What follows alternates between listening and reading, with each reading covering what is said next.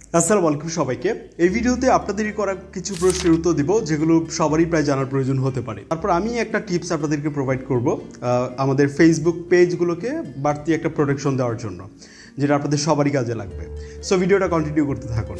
So এরকম একটা প্রশ্ন প্রায় সময় পাই যে ভাইয়া ড্রপ শিপিং বিজনেস মূলত কী বা এটা কীভাবে করে।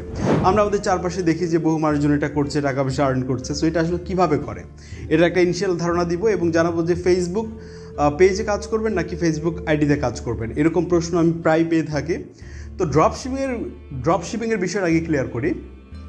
দেখেন, আপনি হয়তো বা দেখছেন যে আলি এক্সপ্রেসে একটা প্রোডাক্ট এরকম মাল্টিফাংশনাল একটা পেন, যেটা মাত্র এত টাকায় সেল হচ্ছে, কিন্তু আপনার কাছে মনে হচ্ছে এর চেয়ে বেশি টাকায় আপনি সেল করতে পারবেন। তখন যেটা করতে পারেন যে আপনার কোনো ইনভেস্টমেন্টের দরকার নেই, আপনি এটার ছবি নিয়ে একটা পেজ ক্রিয়েট করলেন বা ফেসবুক মার্কেট প্লেসে এটা সেল করলেন। সো যখন এখানে অর্ডার আসলো, জাস্ট আপনি ওইখান থেকে যিনি সাপ্লায়ার বা সেল করছে তার এখান থেকে আপনি এটা নিয়ে দিলেন আর কি। তো এখান থেকে শুধুমাত্র আপনি এখান থেকে প্রফিট জেনারেট করলেন। সো ট্রেডিশনাল বিজনেসগুলোতে যেটা হয় কি যে আপনার কোনো একটা প্রোডাক্ট স্টক করতে হবে, যদি সেল করতে না পারেন তাহলে এখানে লস হয়ে যাওয়ার চান্স রয়েছে, ওয়্যার হাউস বা ম্যানেজমেন্ট কস্ট, বহু ধরনের খরচাপাতি আছে। বাট ওই জায়গায় কিন্তু আপনার কোনো লস নেই, আপনি যাই সেল করলেন সেখান থেকে আপনার একটা প্রফিট জেনারেট হচ্ছে। তো এইভাবেই মূলত ড্রপ শিপিংয়ের বিজনেসগুলো করা হয়। বাংলাদেশে যেমন বিডি শপ আছে, দারাজ আছে, এগুলোতেও করছে অনেকে। বাট আপনি যদি এটা শুরু করবেন ভাবছেন, তাহলে 2025 সালে এই বিজনেসের কী অবস্থা, এগুলো ভালোভাবে রিসার্চ করে দেন আপনার শুরু করা উচিত। এবার আসি পরের প্রশ্নটিতে, আমরা ফেসবুক পেজে কাজ করবো নাকি ফেসবুক অ্যাকাউন্টে কাজ করব। দেখেন, আপনার যদি উদ্দেশ্য এরকম থাকে যে আপনার বন্ধুবান্ধব যারা ফেসবুকে কানেক্ট আছে তাদের সাথে সবসময় আপনি কানেক্ট থাকবেন, মাঝে মধ্যে শর্টস ভিডিও বা টুকটাক বা রিল ভিডিও আপলোড করে একটা রেভিনিউ জেনারেট করবেন, একটা ছোটোখাটো অ্যামাউন্ট আর্ন করতে চাচ্ছেন, বা একটা পার্সোনাল ব্র্যান্ডিংয়ের জন্য, তাহলে আপনি চাইলে এই ফেসবুক আইডিতেই কাজ করতে পারেন প্রফেশনাল মোড চালু করে। বাট আপনি যদি চান অনেক বড় স্কেলে কাজ করতে, তাহলে কিন্তু আপনি এখানে অনেক ম্যানেজমেন্ট টুল আপনি এখানে পাবেন না।